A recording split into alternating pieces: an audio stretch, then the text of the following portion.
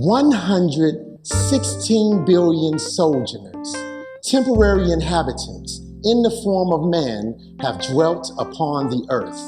As unfathomable as this number is the equally astounding reality that no two were absolutely identical among them.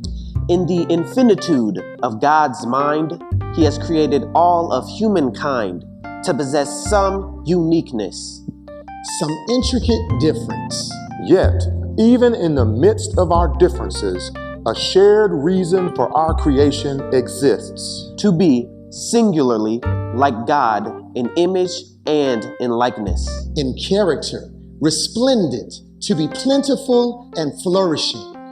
In the beginning, He thusly created man from the dust. And fashioned for man an instrument of great purpose, an entity common to all. The rich, the poor, prestigious, the famed, the great, the weak, and the small. In the multiple of billions of human beings, one thing is common to all. In Hebrew, the word is Ima, mother of all living things. The cohesive bond of family. the bearer of humanity's offspring. Your assignment from God has been weighty in purpose from the very beginning of time. In His love for His creation, God fashioned you as His nurturer to mankind, to be bearer, teacher, caregiver to His very image. In works that have stood the test of time.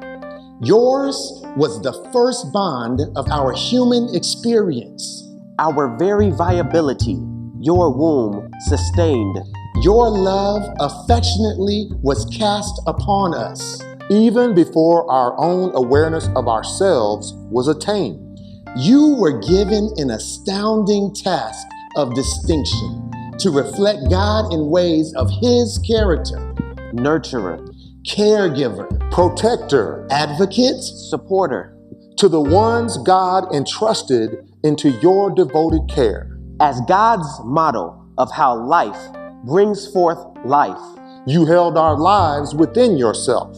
we, the unformed seeds of God's likeness, were fed and sustained through your own life and your blood, your breath. in Christ we live and move and have our being. In Christ, we are nurtured, fed, and sustained. In Christ, we are shielded, protected, and have provision. His life is our source of life. For He alone brought us forth From death, Like as Christ, you labored that we might come forth into new life. Our birth brought you anticipated joy. that impending death with which delivery threatened you. Would not deter your selfless sacrifice. As you placed our lives before your own. Your face was the one that hovered over our cradles. Your adoring smile was replete with deep love. Your arms gently held and lovingly embraced us.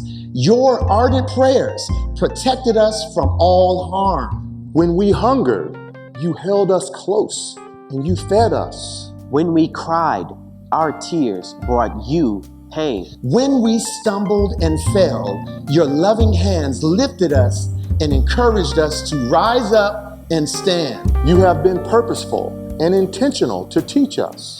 To honor God in all that we do. To seek Him and to love Him with all of our hearts.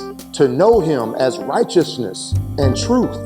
Like unto Christ, you love us unconditionally. Your love is unearned, neither based upon merit, worthiness, or works. Your heart desires only good for us. As your relentless love loves us in spite of ourselves.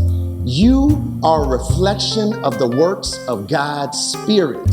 God's caregiver of man's image, brought forth after man's kind. That man's image, through love, selfless care, godly nurturing, Would conform to God's own image in time. You are Ima. You are mother. The essential bond of family. Essential to all humanity. You are mother. Purposely designed.